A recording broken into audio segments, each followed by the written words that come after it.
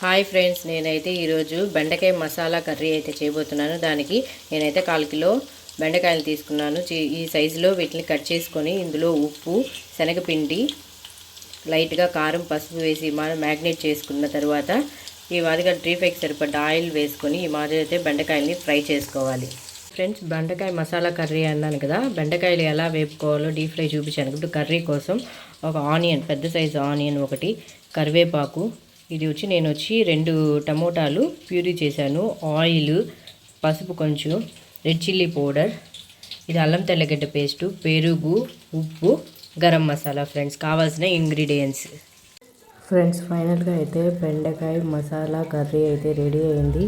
అన్నంతో తినాలంటే టేస్టీగా ఉంటుంది. ఫ్రెండ్స్, ఒకసారి ట్రై చేసి చూడండి.